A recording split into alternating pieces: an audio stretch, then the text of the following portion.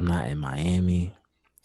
I was like, yo, I'm really about to be alone on my birthday. And then I was like, yo, let me see what this nigga Lau up to. Sure enough, yo, oh yeah, we having a birthday party for my girl. You trying to come? Oh man, bro. Y'all niggas, y'all literally saved me from having like probably one of the worst birthdays. I think because I had like a bad birthday the year before. Damn. You ever go through the whole day on your birthday and nobody says happy birthday to you, and then you have to don't buy your own birthday cake? Nah.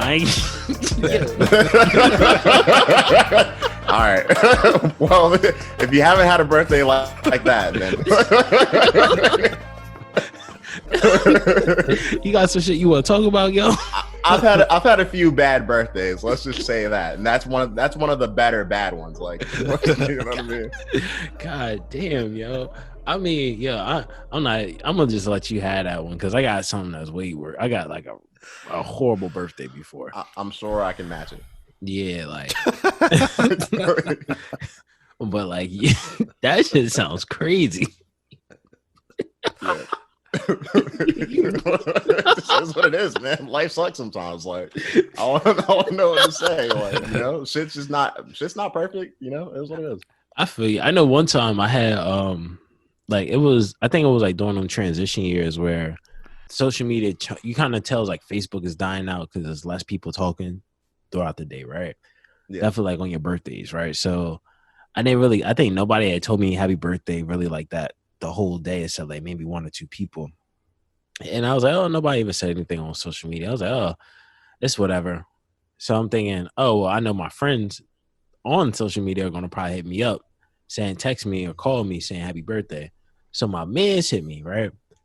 He's like, yo, bro. I'm like, what's up, man? He was like, yo, I fucking did it, yo. I'm like, what? Like, he ended up getting a job or some shit. I was super happy for him. Then I was like, yo, you know, today my birthday, right? Oh, nah, I forgot all about that, yo.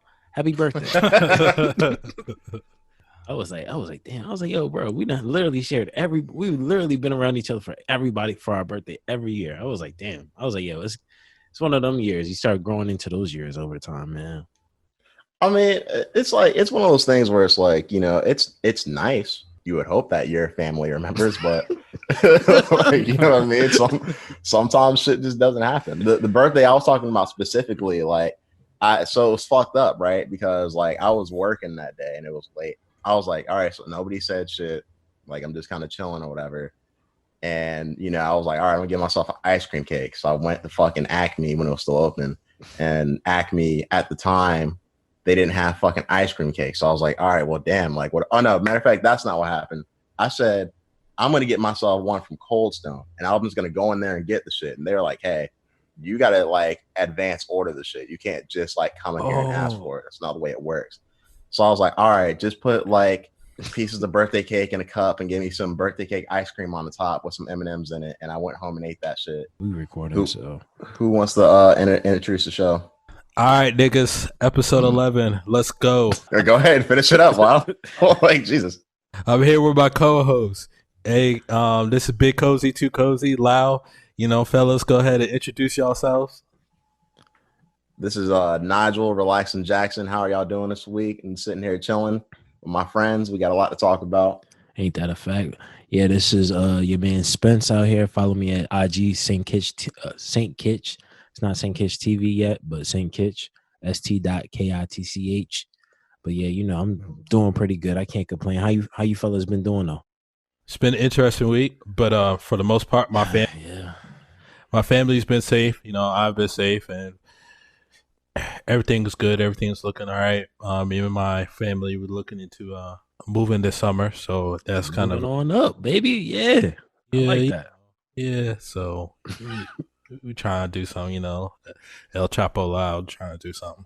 Oh, okay. You know, I was driving last night because I went to Gilroy's house and I was listening to the Rocks Report, and I was wondering, like, between like the Rocks Report and Premier Politics, like, which one do y'all think is better? Because I personally think the Rocks Report is like, I really like that mixtape. You know what I mean? I fuck with it.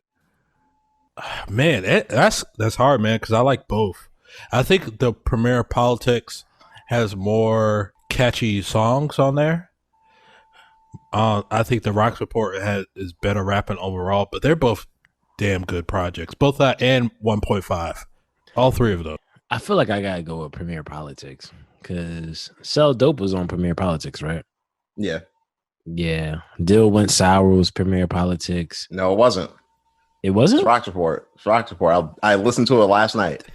It's Rocks Report? That's crazy. Yeah, I love that mixtape, man. That shit's good. Like, he got songs like Skinny Nigga, fucking Deal Went Sour. I'm about to download those and put them on my iTunes. Yeah, I'm about to let me add that to my live mixtapes joint. Like, yeah, it was good listens, man. Like, I was just I appreciate that. Nah, because like I was listening to Sir Michael Rox's latest release, and then I just wanted to listen to Rock Report, and I was like, okay, well, let me listen to it, and then like most of the shit is on the streaming service, but then not all the songs were, so I found the shit on YouTube, and I was like, yo, like just song after song, I was like, I remember this shit, man. Yeah, you remember the song he had with Jeremiah? Alchemist actually produced Premier Politics, I think. Really? You sure about that? Yeah. Bro? Yeah, Mikey Rocks came out not too long ago and was like, it could have been the Rocks Report, but it was like the 10th anniversary of one of those tapes, and he was like, I want to thank Alchemist for actually producing it for him. That shit's crazy, man. Like, because both of those mixtapes are really good, and I was just like, damn, like I know it's a question I got to run between y'all because I know both y'all like The Deal Went Sour, and that's a really good song. How did you guys feel about Lap of Lux? I know that's like, it's not the level of Premier Politics or Rocks Report, but Lap of Lux was kind of like the in between before he started being on like Banco, the weird shit. Yeah. But you know what? I think it's Popular. Like out of the two, what is it? Popular and then Part 2, right? Oh Jesus Christ! But I like Popular. I was listening to it like not too long ago. I was just like, like this isn't a bad project. Like it's different. It's definitely different, but it's not bad. You know what I mean? Nigga, bro, when someone tells me it was different, that tells me everything I need to know, man. That's fair enough. I mean, it's not his best work. Banco is a lot better than that. And Popular Part 2 is probably his worst project of all time. Yeah. Well, you know why he changed the sound though, from what I remember, because I remember me and a friend were talking about this like years ago. Apparently, it came down to because at the time him and Dom Kennedy had similar sounds. Yeah, like because they both were on like the whole sample beat type of thing. He ended up changing his style up because he didn't want his style to get confused with Dom Kennedy's. That's interesting. Yeah, it's really wild. It's really wild because what ended up happening was they both deserted the sound and they weren't as great of rappers. So, I don't know, man. Like I fuck with both of them. Like they both put out some projects that I like. Yeah. What is it? The fucking Yellow Tape, if I'm not mistaken. Yeah, I thought the Yellow Tape was ass at first too. Oh, you're crazy. Yeah, I had to go. That was the first album that taught me I had to like go back and revisit something. Like it took me like 6 months of like living and going back to it, and I was like, oh, this is all right. This is all right. But before, nah. It's good, man. Y'all listen to any new music recently? Yeah, actually. Speaking of Alchemist, right? He actually did I'm listening to Alfredo right now by Freddie Gibbs. He ended up getting that album produced by Alchemist. Actually, that album was really good. I don't know where it compares to what's that album? What's the album that he had with Madlib? Oh, Pinata or Bandana? Bandana. Yeah. Both classics. Yeah. Like I don't know where it ranks between Alfredo, where I put Alfredo and Bandana at, but that album is a banger. Benny, did you hear Benny's? Did y'all hear that? Yeah. Yeah, most definitely. Look, man, I won't be surprised if this is album of the year. I thought Bandana was album of the year last year, and I think it's a travesty. It was a travesty. It wasn't nominated for a Grammy. But at the same time, we know he's not one of those artists, though. I think Jim Jones had an album of the year last year, personally. Really? No, hold up. What's it the category for album of the year? Meek, 21, Dreamville, YB and Corday, and then there was a fifth person. I can't remember that fifth person. Oh no, Tyler Creator, because I remember talking to you. Oh, Igor. Yeah, and that ended up winning album of the year, and some people were upset about that. Oh, that was with the Khaled situation. Yeah. I mean, I can kind of understand it though, because I wouldn't necessarily categorize it as like a rap album. You know what I mean? Yeah. Because I mean, he does rap on it, but like the amount of rapping compared to what else it is more of like I don't know how I categorize it honestly. It, to be honest with you, is pop music. It's alternative pop music, but that alternative pop music sound is going to clash with like those titans that they don't want to clash with. Even when Tyler got the award, that was like a big deal also, because Tyler was like, "Yeah, I'm thankful for the award, blah blah blah." But at the same time, this isn't a rap album. Y'all just like to categorize anything that's considered quote unquote urban music as rap or R&B. Right. So since he was a rapper, they categorize it as rap music. That's the type of music that should be actually going up against like someone like a maybe kind of like a Selena Gomez or like a Kehlani or Yeah, I can see that. Yeah, like it should have been in that category. Exactly. Or like, and even like it's music that's outside, that's not really racially bounded. Yeah. So like, and I mean, I don't want to start too early with the whole race thing. So, because we got a lot to talk about, but yeah, we'll get to it. Well, what's your guys' review on Alfredo? Out of 5 stars, I would give it 4.5. I think the way I like it a lot right now, the way I see it is like it's probably the best album I've heard so far this year. But at the same point in time, I want to listen to it a few more times. Like I know I'm really hype off of it right now because I just enjoyed it a lot. And like there's a little run in that album. I mean the whole album's a run, honestly, but like it's just really good. You know what I mean? Like I just thoroughly enjoyed it. But yeah, to me it's great. It's easily one of the best rap albums that have come out this year already in the first half. I think it's in the same boat as The Price of Tea of China, Pray for Paris. I think it's like that. And it's funny how it's like these low key rappers, right? They're not low key to us, but to the mainstream, they're low key.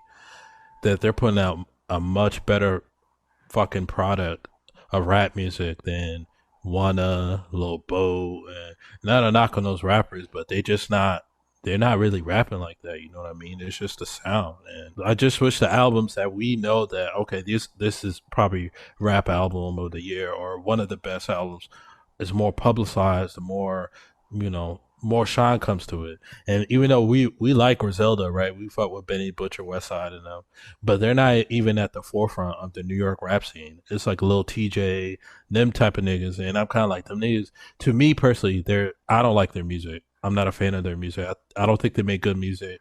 I think that's just what they're the trend right now. You know what I mean?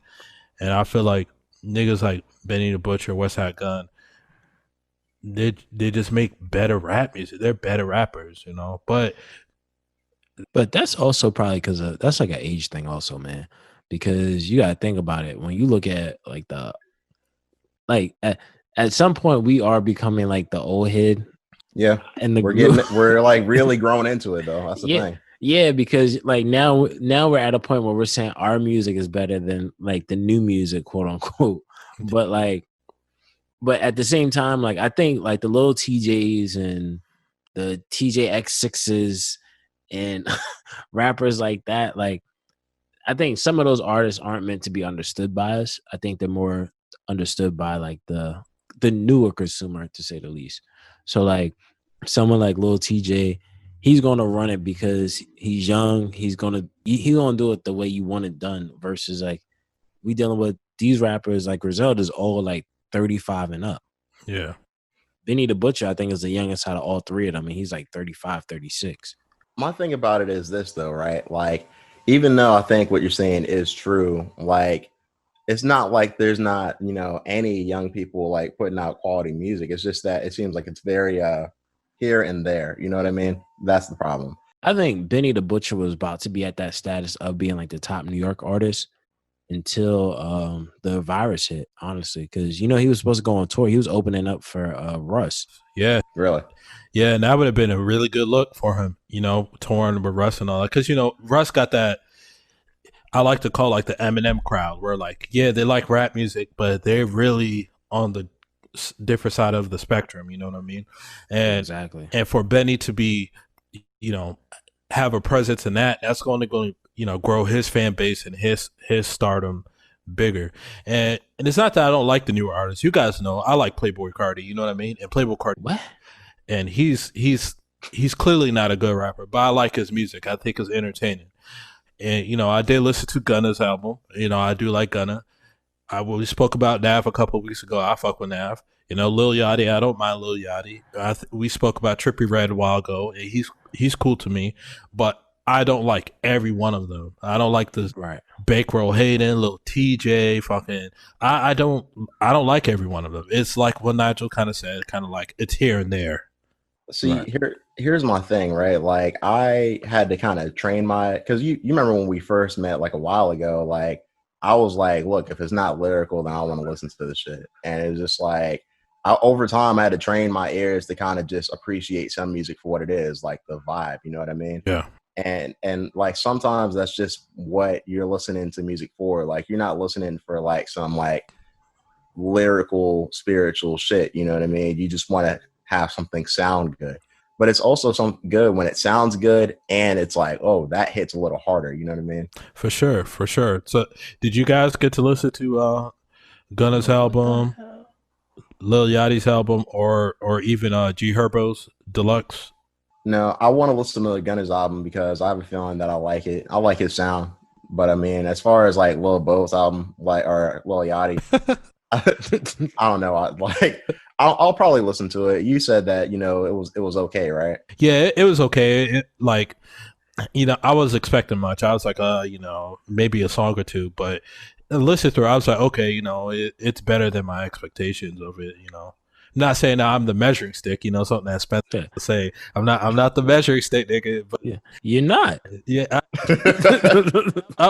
yeah, I'm not the measuring stick for all niggas. I know that, but I'm just saying for me, you know, to you than my expectation. Yeah, to El Chapo, you know, yeah, to me, yeah. You gotta chill. Nah, I mean, I heard like I didn't listen to none of these albums. I went to listen to. I was gonna listen to like Wanna and all of that. I ain't get around to it, but I keep hearing mixed reviews. Like I'm seeing old heads are saying like it's actually a dope album. Like even though you don't understand everything that he's saying, it's just the flow that he's giving. I didn't hear anything about Yachty's album, but also I also gotta say I some of the people I'm like real cool with that I respect their musical taste live in Atlanta also. So that comes with a vibe. Yeah, that's true. They have a different vibe for it than we do.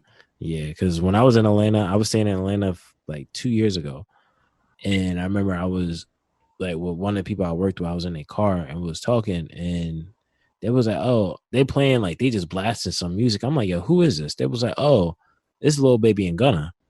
I was like, "Who's that?" They was like, "Oh, you not familiar? How you not know about them? They like the hottest thing on the streets." And then come back home and now they like become like they are who they are. But yeah, like they got Atlanta going crazy. But well, Spence, we didn't get to hear like what you've been up to this week. You know, what's been going on with you?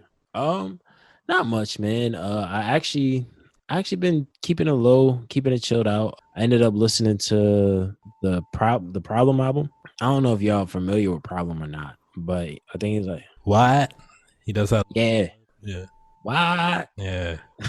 But but yeah, I end up just finding his album off the hum. The joint, his album is dope. It's called Coffee and Kush. Coffee and Kush.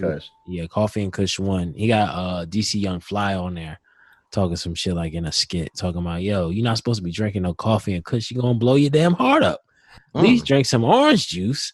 Like the shit is fun. Like I'm not funny when I do it, but if you listen to DC Young Fly, the shit is hilarious. Like that, he has his mom on the album, and his mom was talking about like how she was like how she would roll up weed and drink coffee in the morning in front of her son. It's a dope album to say the least. He has a song that's a tribute song to Nipsey Hussle also. I would definitely suggest listening to that album. It's called Coffee and Kush Volume 1. Actually, speaking of music, right? So, you know how when you watch sports, right? I was watching the fight last night. When I was watching part of it, you heard like I just heard nothing but like rap music the whole time. Yeah, bro. Okay. Yeah, I was like, yo, like I'm hearing nothing but rap music the whole time. DMX, Yeah. Method Man, Redman. I think they even had Wu-Tang or like they was playing like all the hits, and then all of that stopped. All of that stopped when the last fight went on, and you had Burns versus Woodley.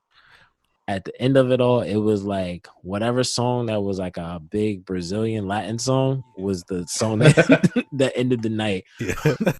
because of Burns' victory over Woodley, man. Yeah, I watched the fight earlier today, and I was just like, damn, like he really was putting it on him. Like it was kind of crazy how he lost the fight, because I figured that I can only imagine after that initial hit in the first round that like rocked him, he just didn't seem to come back from that. I predicted on the Verdict MMA, I predicted that Burns was going to win the decision. I knew that he wasn't going to finish Tyron, even though it looked like he was going to finish him a couple times in the fight. But I knew he wasn't, because I was like, well, you know, Tyron, besides from him getting knocked out by Nate Marquardt in Strikeforce, he wasn't, you know, he never really got hurt like that. So I was like, you know, he still got his chin under him, but Usman really exposed him in the last fight, because if you watch the Usman fight again, you see like he backs up a whole lot, and when he's against the fence, it's like he shuts down. Yeah, he never had that problem before Usman. He never had that problem before because nobody was trying to pressure him to back up. And after seeing the Burns fight, I was like, damn, if he would have fought Kobe would have embarrassed him, because Kobe, he keeps walking forward. And I don't like Kobe, but you got to give credit, like, I respect it. yeah, he does walk forward. But Usman exposed him, and I felt like Burns, because they fight in the same camp, they're both trained under Henry Hoof, you know, they just use the same game plan in a sense. you know, it's crazy because I remember we were speaking about it before, and we were like, if Colby Covington were to fight Woodley, like he probably win, just because that similar style, you know. It's just kind of crazy that like I was watching it and I was like, Tyron Woodley he'll be lucky if he gets anywhere near a title shot anytime soon.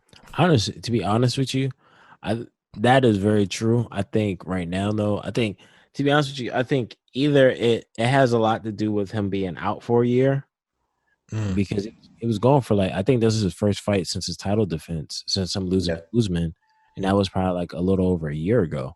Yep. So this is his first fight back. But I think for Woodley, from what I saw, I was like, he should retire personally. And really? Yeah, because at the end of the day, like, let's be honest, like Burns is not going anywhere. Like he's like, even if he has a hard fight, if let's say he fights Usman next and he loses, right? He's going to probably be in the top 3. Kobe's probably going to be in the top 3. And I'm not sure who else. Maybe, who knows? Maybe Woodley could be in the top 3 and just be number 3 and be the gatekeeper for everybody else.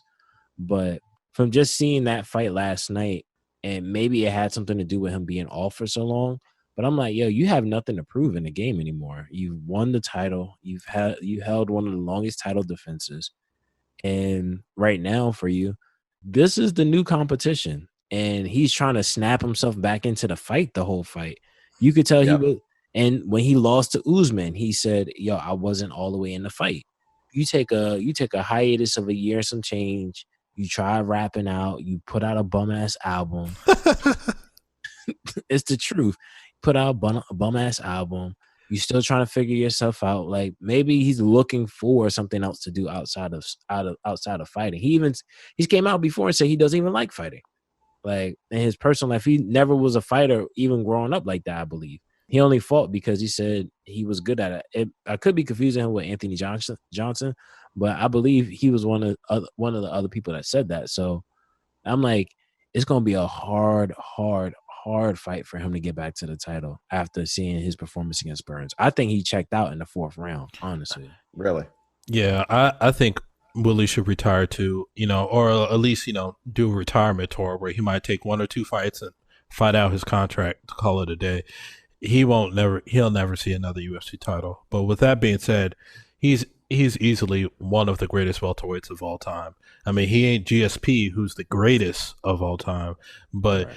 I feel like, Woodley, he's debatable 2 or 3. It depends if you think he has a better track record than Matt Hughes or not. But he's easily one of the greatest welterweights of all time. Off the top of my head, I'm not prepared to say that, but I think he'll probably be in the top 10. I don't want to just, stick with that. That's fine, but I think Who's behind him?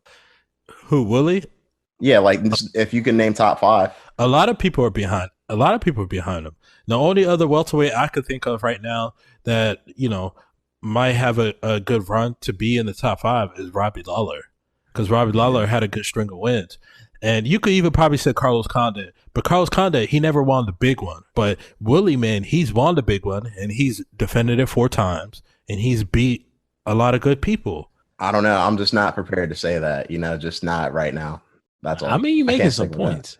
No, you are, and I'm not gonna say that you're wrong. I'm not gonna say you're wrong. I just can't get on that that wagon right now. It's because he's a brother, and Sure. Yeah, let's go with that. That makes sense.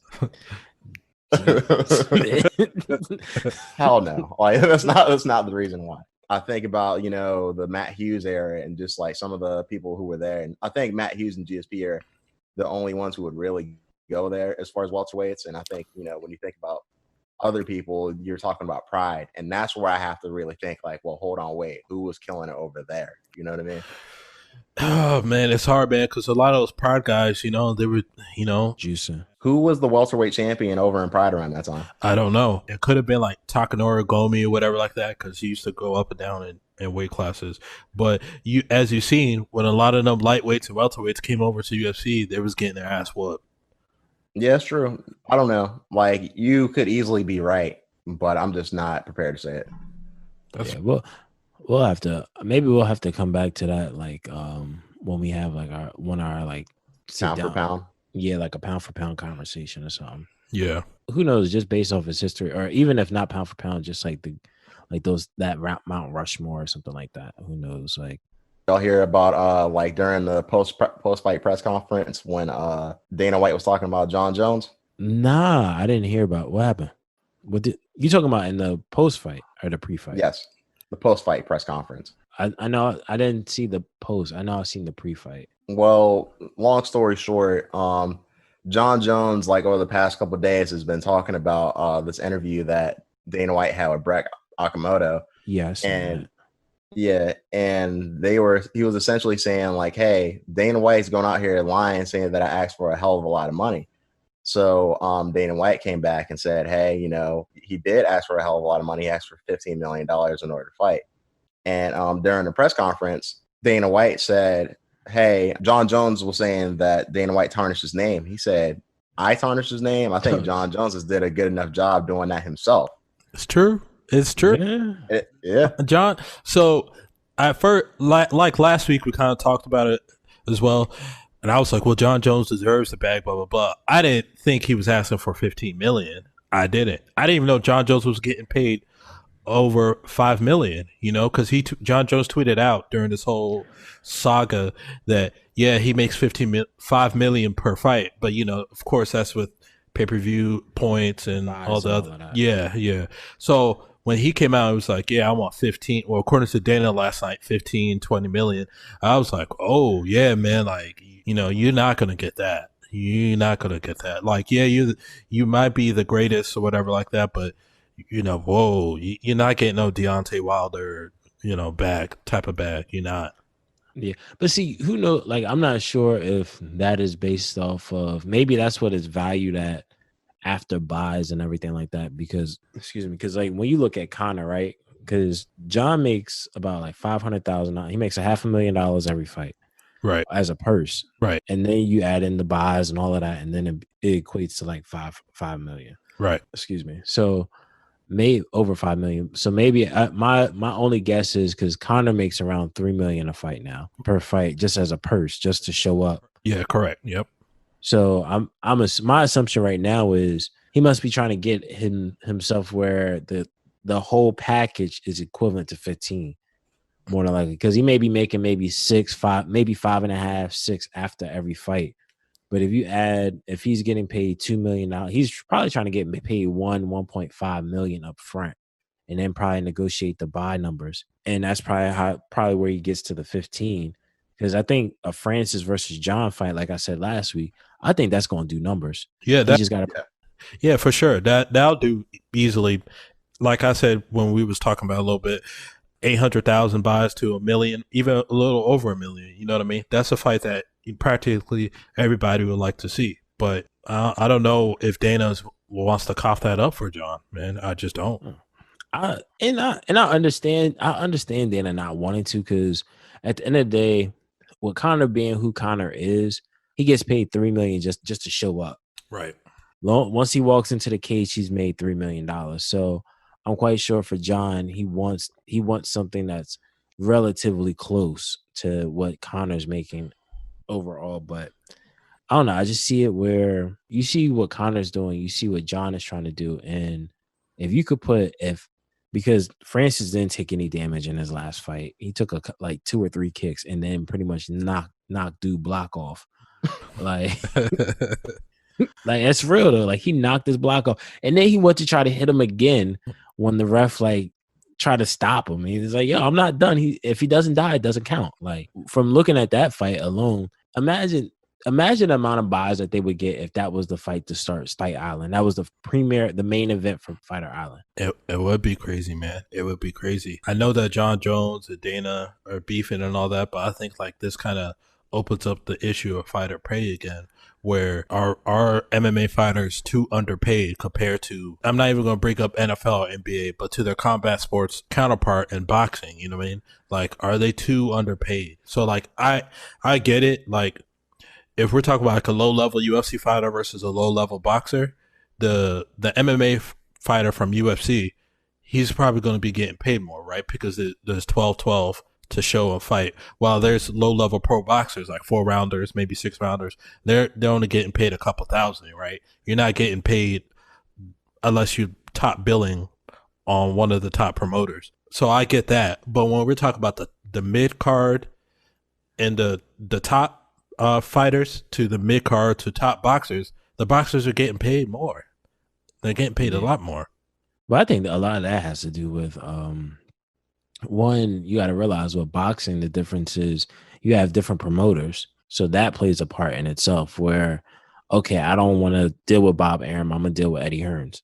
Yeah. So I'm on Top Rank, or I want to go deal with Oscar, so I'm on Golden Boy, or I want to go deal with Floyd and I'm on the money team. Yeah. Like with the UFC, it's just the promoter is the UFC. So they don't have you can't pick who you want to go to. So you can't even try to figure out when it's time to sit down to make that contract. It's kind of like a standard thing unless you're one of the bigger fighters. With the UFC is, I think the fact that the UFC is a growing sport still, WME is probably still trying to recoup their money from that $4 billion buyout. Yeah. It's probably like right now it's hard for them. Like it'd be too hard for them to pay that type of money out. Like you saw when we had Ronda Rousey at the time, she wasn't getting paid. She was considered the Floyd Mayweather or Mike Tyson of the sport at the time. Yeah. Yep. And she was probably making no more than like maybe $1 million a fight. Yep. On top of it, you got to realize like Floyd Mayweather, he makes a lot of money from a fight, but he's also making that money from one, he is his own promoter. So he owns part of the fight. He has ownership in the fight, in the promotion. But you also say, well, he wears Hublot. When he wears Hublot on his waist for the fight, he's getting paid even more. He may get like $1 million just to wear Hublot on his trunks. While in the UFC, they got rid of that, where Reebok was the sole sponsor for the UFC. One thing that I saw recently is they put out the Forbes list for the top 100 athletes, highest paid athletes, and Conor McGregor was number 16, and I think there wasn't another MMA fighter on that list. Period. And I think it wasn't. I'm not sure if y'all know who Quentin Williams is, but I think as recent as last year, he was a rookie in the NFL. So I can imagine when you're like 33 and like the best possibly the best fighter ever, you expect to get paid like a decent bit more, you know? Exactly. Plus, you gotta realize, like John even said, like I was saying last week, John said in a tweet when someone asked him, "Is it money or legacy you worried about?" He said, "I don't care about legacy because I've already paved that legacy already. I've done everything in the sport. I want to check. Give me the bag. If you can't give me the bag, let me go." Like, even I think he even came out with this whole thing with Dana, and he's gotten to the point where he asked to be let go or something to that nature. Yeah, John has nothing else to prove in the UFC, especially in the 205 division. I mean, he's beat what me and Nigel like to call the Elite Four. Like, he beat Shogun, Rampage, Machida, Rashad Evans. And I feel like when you beat those four and you actually finish all four, he didn't finish Rashad, but he dominated Rashad. It's like, okay, well, he's clearly the best, and he's still winning. Whether if you thought he won against Dominic Reyes or not, he still won the fight according to the judges. So it's kind of like he deserves more money.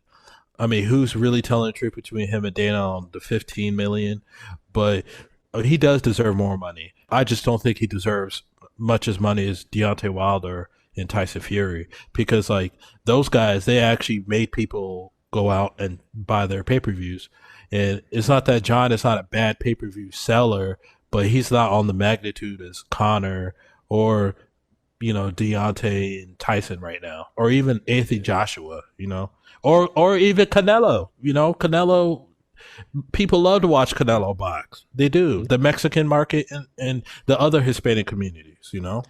But and honestly, when I think about that, also, that's probably another thing that doesn't help John. Like, the thing that helps Conor the most is that he's not American. The fact that he has a country that can stand behind him. Like, to be honest with you, if Khabib was as braggadocious as Conor was, he would easily be the highest paid because he's from a country that's even bigger. Yeah, that probably willing to contribute even more money. So I agree with that.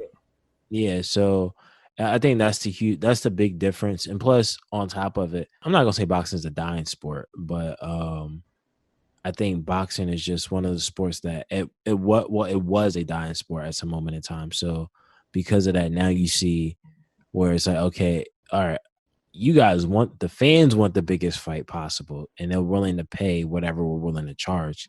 So to see Floyd lose, that's what everybody pays for a Floyd fight. They're paying to hopefully see Floyd lose. Like, when you're paying money like that, you end up having, that's what ends up happening. You end up being in a situation where it's like, oh, I'm paying for Floyd to lose, so I want to see Floyd lose. And most people leave upset. But that's why he gets that huge payday, because he can charge $75 and he can say, I'm charging $75, but I want $30 or $40 out of the $75 of every pay-per-view buy. And y'all can figure out what y'all want to do with how y'all want to split up the rest of it. But people like Floyd and Conor, they get it, man. They get it. Yes, they're not everybody's favorites, but at the same time, I think Floyd said this, and you correct me if I'm wrong, Spence and Nigel, but I don't care if you like me or you don't like me, as long as you're buying. He gets it because it's true. Like, people are going to tune in, whether you want to, like, oh, I think he's the greatest ever, or I want to see the piece of shit get knocked out. Exactly. Like, I mean, but they even said at some point that Floyd, because that's how Floyd ended up making a lot more money. It was when he like, if you pay attention to his career, and we can get into this deeper somewhere down the line, but if you pay attention to Floyd's career, he goes from being Pretty Boy Floyd to pretty much being the money team, which became like the heel. He eventually just became the heel. Like Lloyd Banks always says, fuck being positive, negativity spreads faster. That's just the way it is. So I know we weren't we didn't bring this up, but speaking of like boxing a little bit, I had talked to you. I think I was talking to Nigel about it the other day because it just came through my phone. But apparently, like, the Nevada State Board of Athletics Commission, they actually gave a green light to the UFC and to boxing for like the next 2 weeks to actually have a event there. So, and I know Eddie Hearns and Dana White have rumored that they may do a cross promotion. Ooh, that'd be big. There's a couple rumors going around. I'm not sure if y'all heard the Francis Ngannou Ariel Helwani interview recently, but they said that they've been talking about Francis Ngannou fighting some heavyweight. I can't remember his name right now. Daniel Cormier? No. Like a boxing heavyweight. Oh. Yeah. Oh. Oh, Can't remember his name. So oh, he'll probably be from one of Eddie Hearn's heavyweight boxers then. Yeah, I would assume so. Yeah, not Hold Anthony, on. not Anthony Joshua, but probably someone like Dylan White or something like that. Yeah, Dylan White. That's his name. Okay, yeah, that would be actually a good fight. Do you know about Dylan White? Like, is he supposed to be good? Yeah, Dylan White's good. Hold on, you asked Lau. Go ahead, Lau. No, I mean just like Spencer, and he's a good heavyweight boxer. He was actually supposed to fight Anthony Joshua right before Andy Ruiz stepped in. Yeah, Yeah, he was. That was a fight. That's who he was intended to fight. But I think does he have issues with like he always tests positive for like steroids or some shit like that. yeah, he's another juicer. So Yeah, but it's interesting to see what would happen with that because I don't know if you've heard about like the one of the biggest cross promotions that would be a beautiful to see would be Clarissa DeShields versus Amanda Nunes. that would be good. I think Clarissa would wipe the floor with her in boxing, but if they did like MMA, that would be interesting.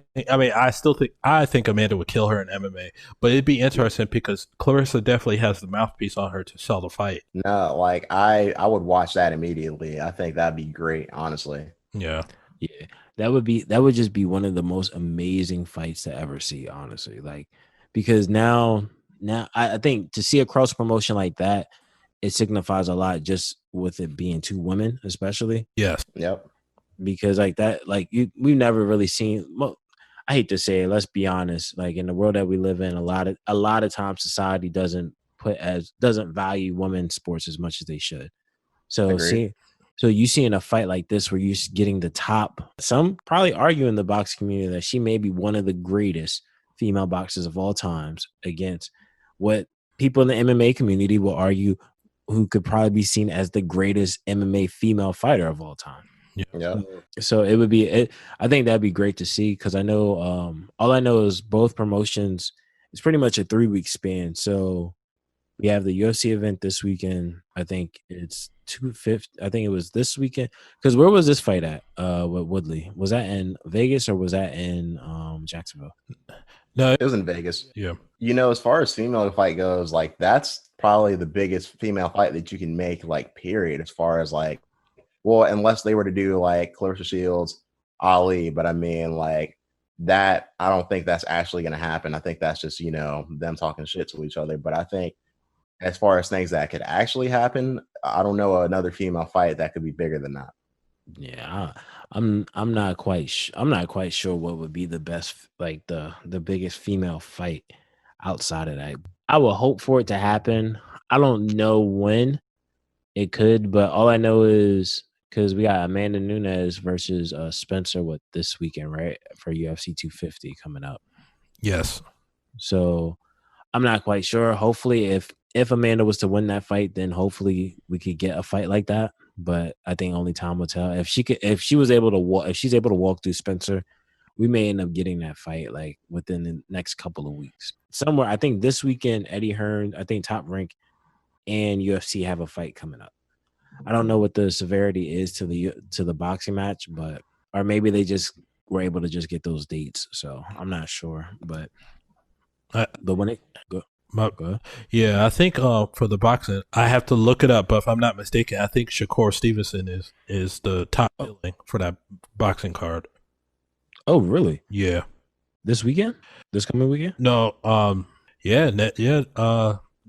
Same time as Amanda Nunes is fighting. Oh wow! Damn, Yeah. I'm gonna have to try to watch. I'll probably end up watching that. Yeah, and it's going to be free on ESPN Plus or whatever like that. So it's not like a pay-per-view event. Oh, that's perfect. Yeah. Speaking of fights, speaking of the 9th, right? I don't know who Shakur Stevenson's fighting, so I have to look that up. But I probably don't know who his opponent is offhand. But any information about the opponent? But who do you have for the UFC 250 between Amanda Nunes and Spencer? I got Nunes. I just don't know if she's going to put her away in the second or third. I'm still debating, but I got Nunes winning. Yeah, I got Nunes winning probably in the second or third also. I got Nunes winning in second. Like, I think she's going to go in there and handle business and go home. Like, I don't think really, I mean, like, it just is what it is. Like, don't get me wrong. Like, I would love to be surprised, but I just think Amanda Nunes is just too good. I have betted against Amanda Nunes multiple times. I'm not doing it this time. I feel you. So let me ask you this, right?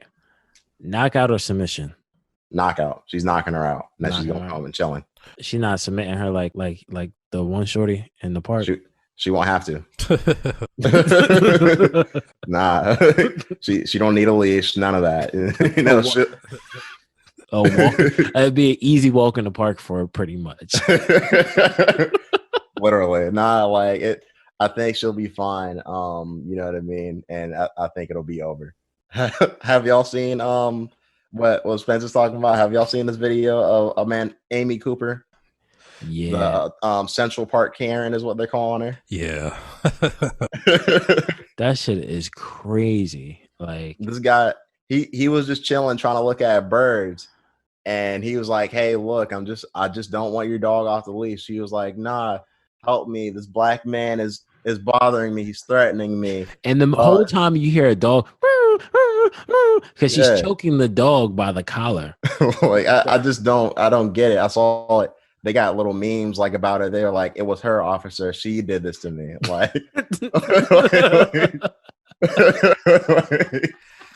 like, I just don't get it, man. Like, what did she think was gonna happen? And he said that he was recording her. Like, she's an idiot. You know, that's the confidence she had in the situation, that she thought, even if he's recording me, it's all good because I'm just gonna say that a black man was threatening me and I'm gonna get away scot-free. Yeah, it's a shame. That's why her ass got fired. Oh, she got fired for that? Yeah, she got fired. Great. Yep, the company came out and they said, "Nah, racism is not tolerated here."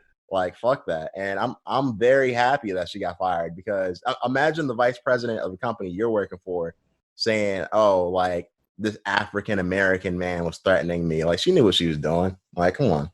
Yeah, just like the other, like the one. Like, she deserves that, because even outside the Floyd situation, but like how people weaponize, I guess you could say, their privilege, just to understand of like the issues that happen between us and the police officers to some extent. Even if there's no issue to be had, it's just the stereotype, to say the least. Right. I don't know if y'all saw, but that, like, someone got fired also. It was like this business owner or something like that. I think he was like owned a business, or he worked for a company, I believe. And these kids, he's never seen these kids before apparently, but they live in the he got fired.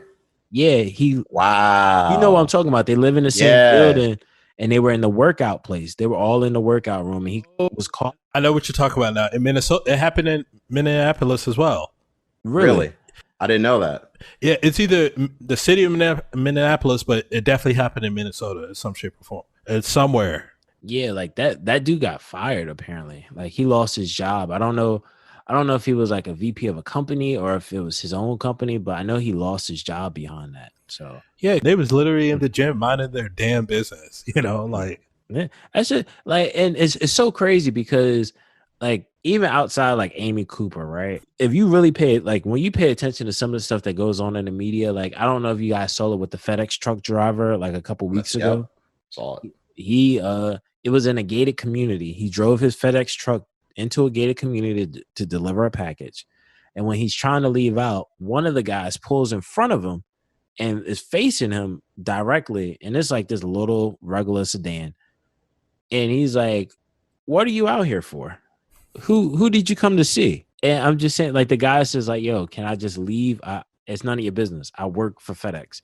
Well, who did you come in here for? He's like, "Sir, it's a gated community, so someone had to give me permission to let me in." Well, I live in this community. I've never seen you here before. And it just becomes like this whole, he calls the police and all this extra shit. And apparently, I think the video lasted for like 30 minutes or some shit like that. I dealt with a situation like that at my prior job. I had a customer who I was working with, and I said, "Hey, I don't have access to your room. I need you to come out and, you know, meet me in the hallway." So he's like, "All right, cool." So I meet him in the hallway, and he's like, "Hey, are you such and such?" And I was like, "Yeah, it's me." He's like, "All right, well, can I see your ID?" And I was like, "You know, sure." And I showed him my ID, and he looked at it. He was like, "All right, I just had to make sure you were who you were." And I'm like, "What do you mean?" I'm like, "What do you mean?" Like, you know what I mean? Like, I have, if I wasn't supposed to be in the building, I wouldn't be. You know what I mean? There's things to keep me out if I'm not allowed to be in here. Yeah. What I assumed he meant was, hey, you sound like a certain type of person on the phone, but your voice doesn't match that person who I thought you were. So let me see your ID to make sure you are who you say you are. That's such bogus, man. That's such bullshit. Like, like you It's can't. crazy. Like how can you tell me? And I've spoken to people that are police officers, and they've even said before, like, that's just like and I'm not saying this is for all police officers. It was like a retired cop that told me this. He was like, these are just some of the precautions that we take. And I ain't really gonna get too deep into that conversation because I didn't really agree with a lot of stuff that was being said to me. But and this was with a retired cop that I had like a strong rapport with, like outside of the law, of course. But yeah, like to me, this shit just makes no sense. Just like I've had, I remember when we were kids in high school. Well, when I was in high school, when I was a kid in high school, me and a couple friends, we would play basketball outside, like in front of my friend's house. And then his neighbor who lived across the street would call the cops on us all the time for playing basketball. And he's like, it's disturbing the peace. And eventually, like there would be situations where like, oh, sometimes how you just hang out with a friend and you be in front of a friend's house, right? Just chilling, talking, wrapping it up or whatever. And it was about 5 of us outside just talking. Someone calls the police on us. And they were like, yeah, we're just getting told that there's a loud group outside. I was like, we're not loud, officer, and all this other stuff. Next thing you know, they're asking like, oh, well, where do you guys live at? What does that have to do with anything? I'm in front of my friend's house.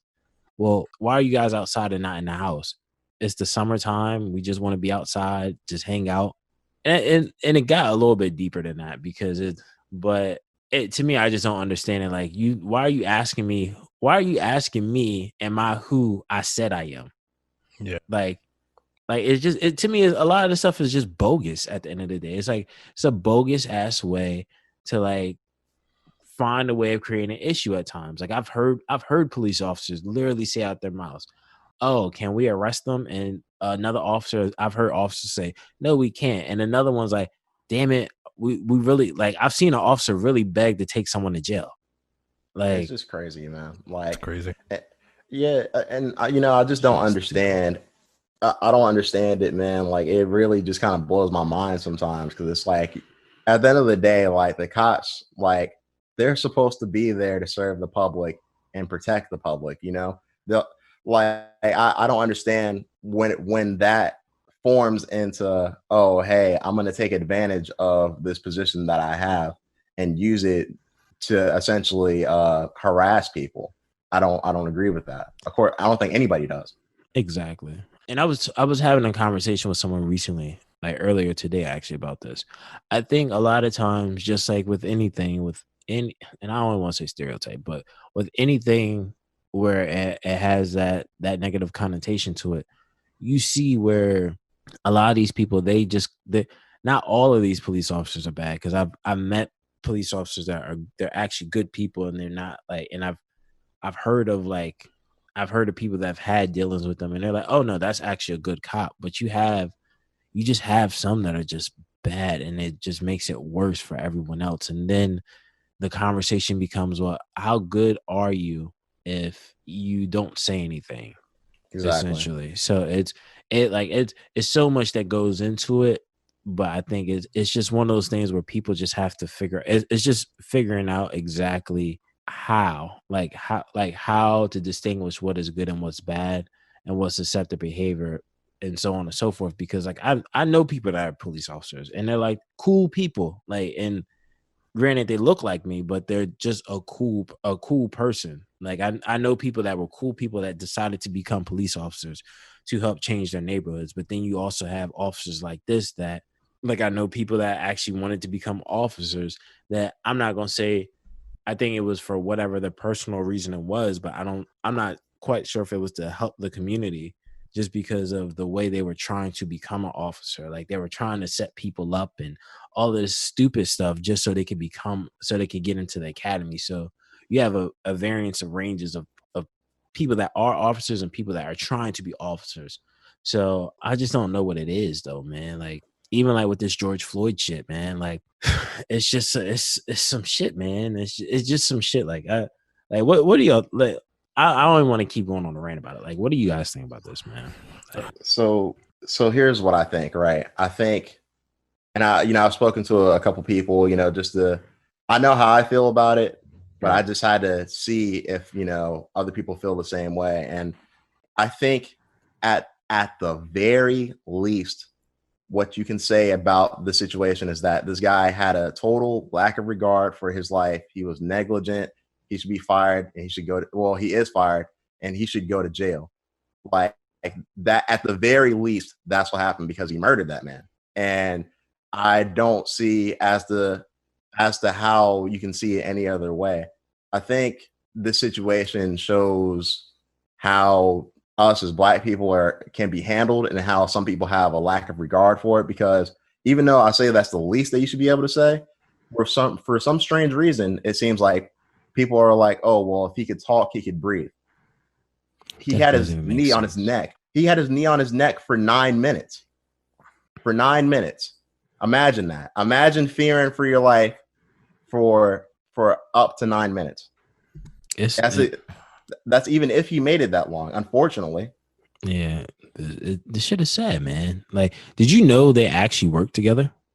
I heard that, which it seems that there's more details coming out about it, because it looked like they tried to put him into the car at some point, or they possibly beat him up in the car, and I'm not sure exactly as to what happened, but the more details come out, the worse the situation gets. Yeah, because I've seen the video where he was in the car. You can see where he's in the car, and it looks like, from the way it looks, he's in the car on the driver's side, and you see a cop trying to like mess with him. I'm not sure if he's fighting him or whatever, and then it seems as though the other door is opened up also, and it seems as though he's getting dragged out the other side. They were fucking that man up. They were beating the shit out of him, and all three officers that was putting their knee on that motherfucker, and the one officer that was just standing there with the thumb up of their ass, fuck all of them, man. And I'm a guy like, that's right, wow. No, like in all seriousness, you know what I mean? Like, wrong is fucking wrong, And nice. I hate how motherfuckers is like, well, all lives matter, all lives matter, all lives matter. I'm like, okay, you could say all lives matter, but Black lives matter, motherfucker. And I'm like, all lives can't matter if Black lives don't matter, motherfucker. And I don't mean to cuss so much, but it's like people try to ignore the fucking premise of the problem. People are so worried about this fucking looting. You got these fucking celebrities crying about these stores and shit like that, but they're not worried, but they're ignoring the fact of why this shit even came in the first place. All these riots came in the first place. It wasn't motherfuckers who was just trying to do anarchy and start a purge. It's like, yes, granted, there's some people that's fueling the bullshit. I'm not going to sit there and say 100% of the riots and the chaos is all out of genuine honesty. No, but there is, people out there that's fed up, with the shit. There's people that's actually, that's like, fuck Gucci, fuck Louis Vuitton, Christian Dior, fuck all them stores that got fucking insurance, and they don't give a damn about Black people for real. We out there buying their clothes and sporting it, but they don't give a damn about us. I mean, and shouts out to Nike and shouts out to Adidas as the first two motherfucking companies to come out and actually show some love about this whole situation, whether it was a PR move or not, because nobody was begging them for him to do it. Now you see all these other, even the UFC came out and did a graphic for George Floyd, because all these other people, they're just trying to follow suit now. So this way, that doesn't look like they're not, and when shit is serious, when you're starting to see non-Black people, non-Hispanic people really stand for non-Pan-Africans. Let's get that shit. When you start to see those people really stand up for the shit and really actually go out there, and because people, they, somebody with good conscience, actually a good person knows, like, nah, this shit is fucked up. This shit is wrong. This ain't about no, white versus Black shit. I mean, the underlying thing, it can be that, right? But right. But people are actually looking at it like, yo, this police brutality shit amongst, it's everybody versus racism. Yeah.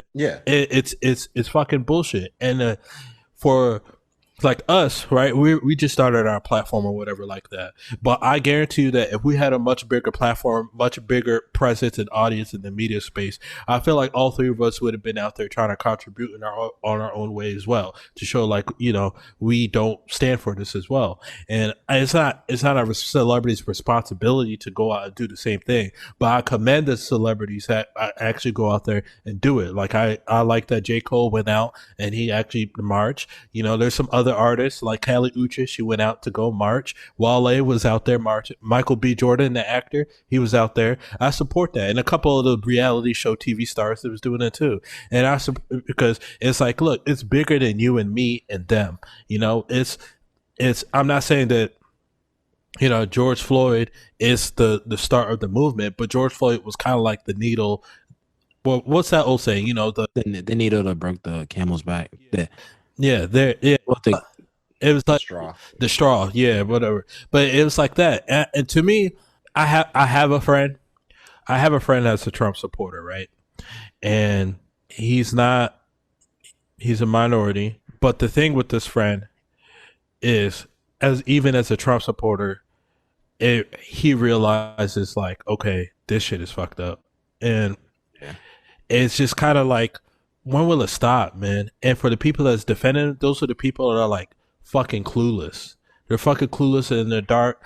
They're sitting there they're sitting with, you know, their ass on their thumb, making sure that it feels good, so this way they can, you know, spread their fucking point.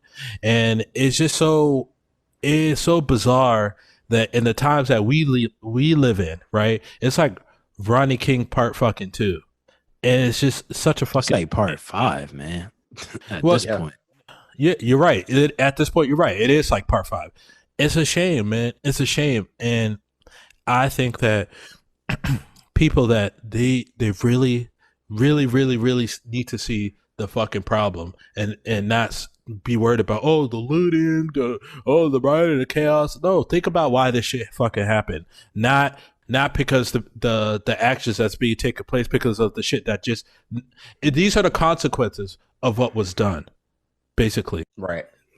And you know, like, just like you said, if you're going to talk about the looting, talk about what caused the looting. Like, you know what I mean? Like, and shouts out to the, you know, the white people who are actually going out and saying like, hey, racism is bad, because at the end of the day, like, for whatever reason, when us as black people, we say, hey, that was racist, that was racist, that was racist.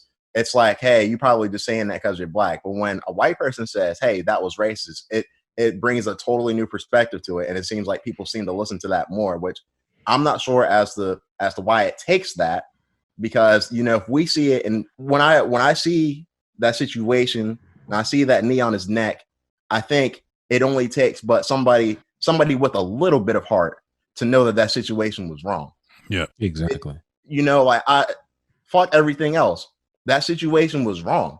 It doesn't take much to know that. But so, go ahead. Well, I was gonna say I agree. I absolutely agree with you. But I'm friends with someone that's a therapist, right? And I remember her telling me once, the theory with therapy is this, right? Where like when you deal with like families and stuff like that, when you try to help people, when they try to help these people out, and like anybody that comes from whatever situation they come from to try to make change, they realize like, okay, maybe you didn't break through, so maybe it's the next therapist that helps it. But they always say what it is like it's like a pickle jar effect, where if I can't open the pickle jar, I pass it to you, and you tap the bottom and you can't open it, and then you pass it to Lau, and Lau opens it. It wasn't Lau that opened the jar. It's all of our contribution. And I think a lot of things that are making people wake up right now is all the things that have happened in the past. When you look at the Freddie Gray situation, the Eric Gardner situation, because like this I can't breathe thing. You look at Eric Gardner, I think that phrase became much more coined or popularized at that moment with him, at that moment where he's getting choked out because of selling cigarettes. And I think that at that moment in time, I think that's when America slowly started waking up. And then, of course, because there's so much else going on in the world, and the media has a way of controlling our attention and what we actually digest, people moved on past it and kind of acknowledged it like, oh, it's in the shadows, like, and then kind of kept it pushing. But I think a lot of this with the quarantine right now it forces people to stay at the house. And because of that, you're able to say, okay, oh, this is wrong. Like, even like some of my followers on Instagram that are white, like I pay attention to what they're doing as well, because Yeah. this whole situation, because at that moment I need to know what side of the fence you're on, because I can't pick a side. I'm not in a space where I could pick a side at the end of the day, because George Floyd could have been any of us. Like, Sean Bell could be any of us. Like, at the end of the day, so it's not I don't have the privilege to choose whether or not I believe in, if institutional racism and racism within the police industry, with police and police brutality is a true thing, or if it's he claims he didn't do it. Let's pull up some bullshit from his past. Like, I'm not in that we don't have those liberties in this country for us, unfortunately. I think when people are now starting to see this stuff, they're starting to say, okay, well, we see all this other shit happening, and we don't have a place to escape. I think a lot of people that are coming to our aid in this situation are coming from a space of, oh, I would love to help, but I have to go do this, or, oh, I have a job to protect. Now, a lot of people don't have jobs. People don't have jobs to protect them. So it's like, yo, fuck that. I'm standing for the people. You can't tell me shit about these big companies, because, as you can see, when shit goes thick, they kind of can cut you loose. So I think when you see situations like this, I think it's a combination of this quarantine putting everybody just to be stuck in a space where they're at home, they can't work, and just seeing everything, just being overwhelmed with all this information that's coming out with, like, this George Floyd thing. And then on top of it, I don't know if you saw, but like on Twitter last night, I guess Atlanta has a curfew now, and Yep. it was two kids. One was from Morehouse and one was from Spelman. The cops busted the windows and were pulling them out of the car and tasing them and everything. And this was shot by the news. The news was the one that was showing this, because they were looking at the looting and stuff going on. And then on top of it, you have this stuff, even with like Twitter having to speak on 45 or whatever, and saying like, yo, you can't put out that type of tweet, from saying, if they loot, we'll shoot. That just all that does is incite people that are on the opposing side of this at the end of the day. And to me, I think in that situation, that becomes an issue in itself, where we have to figure out, well, I don't even know how it's more, honestly, that comes down to like the politics of things, of making sure of going out and vote. And despite the conversation of the lesser of two evils, or whatever the conversation is, this kind of shows you in a sense of what a lot of people have said over the years, where I'll just put it this way. A lot of people have said that you can see racism more blatantly in today's time than you have in the past 10 years, to say the least. And I think when you combine that with technology and police brutality, and the accessibility to iPhones or any type of cell phone that can record you, or fucking you could put your shit on live so everybody can see that doesn't even know you. Like, this shit just gets out of hand. Like, I'll put it like this. I've seen in the matter of a week and a half, I'll say in 2 weeks, I've probably seen at least 5 or 6 black people murdered on camera by someone that's a police officer, a retired police officer. Like, this shit just doesn't make any sense whatsoever. Like, we have to figure out, like, and to some extent, we have to figure out a way of protesting and getting our point across, like the way they like. I'm not saying I have no opinion on the looting thing, right? Because those companies can get their money back through insurance. But a lot of things, I think now, because I remember speaking to a friend of mine, they're learning to reevaluate how they even spend their money, because at the end of the day, most businesses care about is money. The bottom line is the bottom line at the end of the day. You see, okay, I see they're not supporting me. I'm gonna stop spending my money with them. If I stop spending my money with them, they'll realize, because remind you, black people I think we spend the far majority of retail consumption, I believe. We're like one of the highest spenders in this country. Yet still we still get treated like we're at the bottom of someone's fucking boot. So that, to me, that shit makes no sense whatsoever. So even understanding from a financial aspect of taking that away from people, and then on top of it, like, we have to figure out, it's just things that have to be figured out. But you also, I think it's also having people that don't look like you fighting alongside of you is what actually helps a lot, because at the end of the day, racism to some extent, and I've seen someone say this, racism isn't a black issue to some Exactly. extent, because it's, at the end of the day, we can't fix it. Like, you've always heard the words behind the curtain. Oh, you got to let people like those old racist people just die out. Like, because a lot of them are in their 80s and 60s and 70s. You got to let those people die out. But you seeing like how it just refurbishes itself, and now it just, that conditioning goes back into someone that's younger. So I think like you having white people, and you have people that are non-minorities or whatever standing side by side with you, I think it shows a lot, where it's like it's a responsibility issue at this moment. Like, I've seen cops actually run over people, which is freaking wild, which reminds me of Charlottesville at the end of the day. Like, it's this shit is just, man, listen, I could really go, I could talk for a whole hour on this just without anybody saying anything. Like, this shit just makes no sense. It just goes to show, and this should open up people's fucking eyes, that not only you should vote in the presidential election, but vote in your local. fucking elections, because absolutely not everything is going to change at the federal level right away.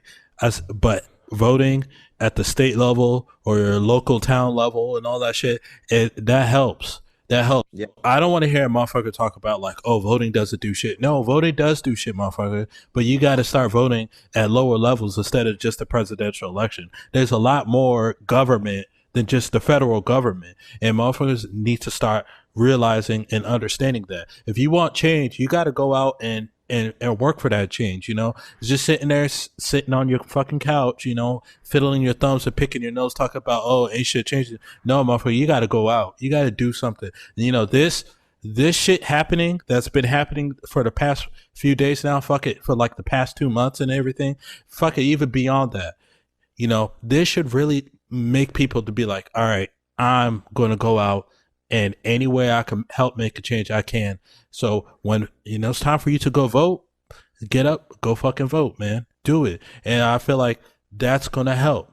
And, you know, and shouts out to everybody who really is, you know, that's protesting, peacefully protesting, of course, you know what I mean? Like, you know, at the end of the day, yes, there's consequences due to the actions and all that stuff, but you still want to promote, you know, people to do peaceful things. You don't want nobody to go out there and actually hurt other people and shit like that. But you, with that being said, though, motherfuckers, you know, shouts out to all the motherfuckers out there really, you know, on the front lines and shit, you know, trying to bring awareness to the situation. Because what they did is fucked up, man. It's fucked up. There's no arguments, debating, and all that. And I swear, man, somebody better not come to me and talk about, oh, well, you know, he has some criminal history background. Man, because that shit's dead right there. Yeah, you know, go ahead. You know, like it's really like, if it doesn't matter if you're black, white, gay, straight, whoever you are, like it doesn't take all that to know that this situation is wrong. Like we should all be able to come together about the situation and be like, hey, this shit is wrong and we need to do something to make a change about it. You know, I don't understand as to how you can see it any other way than that. A change needs to be made. Too many lives have been lost over time just because we haven't done anything to try and fix it. Not enough. I don't say we haven't done anything, but we haven't done enough. Yeah, but I think part of fixing it is, I forget exactly how it went, but like when you look at like Dave Chappelle's special, right? You see where Dave Chappelle talks about like Nelson Mandela, and at the time he was talking about women's rights and how in order for us to help them, we have to not like in order for men to help women in their fight for equality at the time. This is my impression of what he was saying, is that you can't condemn every man that comes to the forefront to help you by bringing up whatever the past is. And I think in this situation, and I'm not going to say it's the same because I can't say I agree with all of that stuff fully, with this particular situation, but I think this is a situation where Dave Chappelle was saying, like, in order for you to change this, when he was saying how to change the system, it's having to allow everything to uncover. You have to pull the blankets off the bed. And I don't know what that looks like. I'm not sure what that looks like. And this is just me kind of freestyling it. But like, I think a lot of it, in order for this change to really be able to happen, it has to be something that those within the system can identify as wrong. And by being able to identify that as wrong, I think then you can actually, like, the change can happen at a higher level. Because I think when you have protests and riots and you saw how they burned down the police station or the precinct or whatever, like, I think those are things that kind of let people understand, like, people that work within that system understand, like, yo, this is serious. This is serious to us. This is serious to our people. Because at the end of the day, is nothing sadder. And I'm not gonna say I've talked to different women before that they all voiced this opinion of one of the biggest fears is that, okay, they go out at night. Like, I had a friend hit me up and ask me like how I feel and saying like, be careful, because her fear is, oh, I'm friends with you, I know you. Her biggest fear is to get a call saying, or get a text message saying, yo, they killed Spence. For what? Like, and just because I could end up in that same situation, or any of us can end up in that situation. We have to do what we can on our side to let them acknowledge, to make them bring the truth out on their side. When the covers get pulled off to some extent, I think that's when you start to see who is who, because you had people in Minnesota.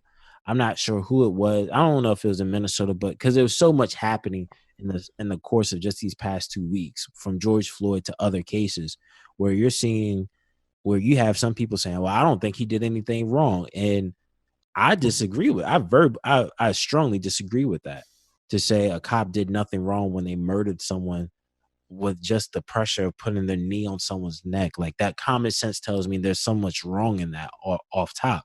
But when you see someone that says, oh, I don't think anything was wrong, okay, you're one of the problems in the system. Now you're someone I need to really look at. We need to pull back the covers of you.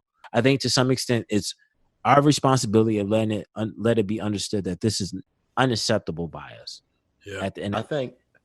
Sorry, go ahead. Were you?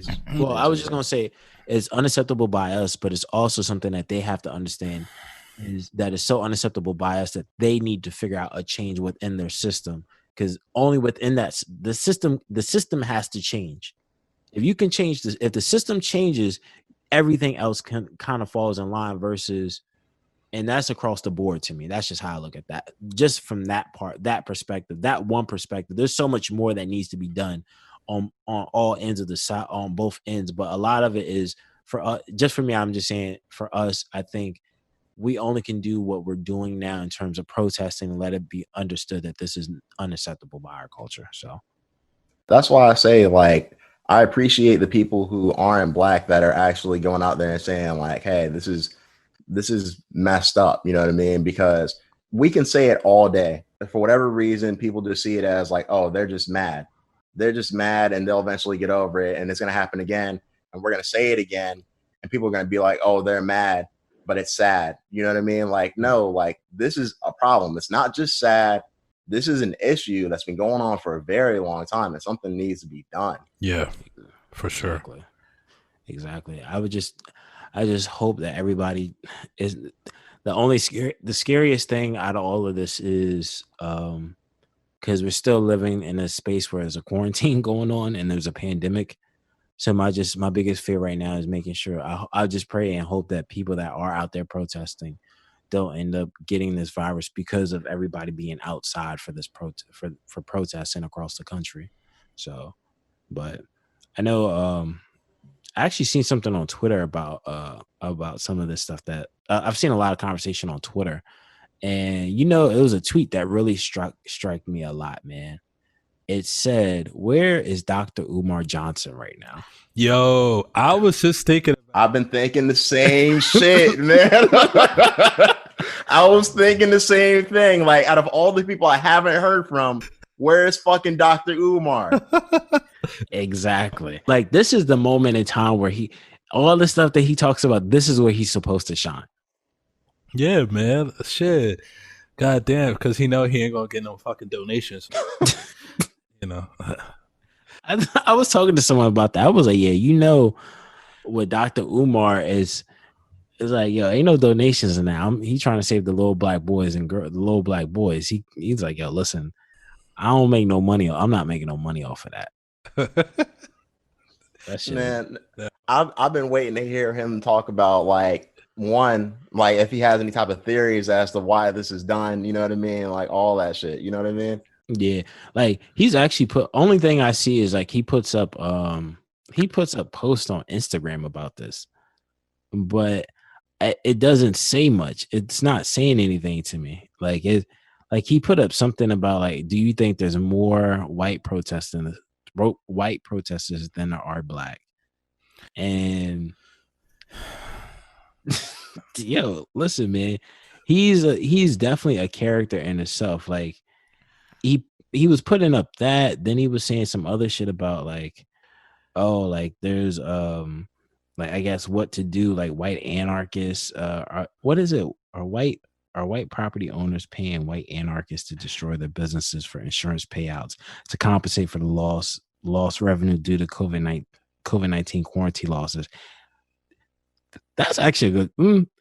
I don't know about that question. That might actually be a good question. But hold on. Oh, he posted something. So apparently, Ifa Tunde speaks. # Dr. Umar Instagram live. Papa POPA. That's the Prince of Pan African. Breaks his silence. The colorblind coup de was hijacking of the 2020 protest for Black justice for government-sponsored operations. It happened at 3:00 today. Oh, he's live right now. Oh shit! Oh, I'll turn that shit on.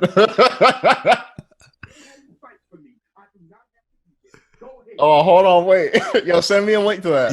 Yeah, send it to me too, bro. We gotta watch it. Yeah, I think this podcast is over. Yeah. All right. Let's end it real quick. I think with that being said, I sent it to y'all Instagrams. Yeah, I want to actually tune into that. I did want to talk about the Azalea Banks and Dave Chappelle thing, but long story short, Azalea Banks claims that Dave Chappelle had sex with her and he cheated on his wife, and he believes that, and most people believe that Dave Chappelle would make a sketch comedy out of this. So that's all. That was the last thought I really had to get off. So. Man, we're not worried about that right now. Yeah. But like, I just want to say to everybody before we get off, everybody stay safe, of course, because the pandemic is still out there.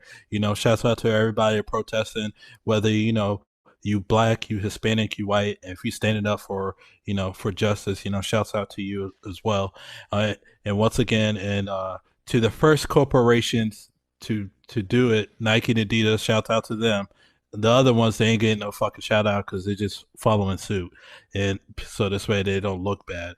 Other than that, though, man, shouts out, to my brothers, sisters from all places and all races. You know what I mean? And fuck them police officers. I hope they get first degree murder. I think third degree is too light. Shouts out to the white, black, Hispanic, Asian, anybody who's on the front lines, standing up for this injustice that happened. I hope y'all are safe out there. Definitely take care of yourselves, and we'll see y'all next time. Y'all been highly advised. Yeah. Oh yeah. And yeah, I wish y'all all the best. Everybody stay safe out there. And like my man said, y'all been highly advised. All right, stop recording this so we can watch this shit.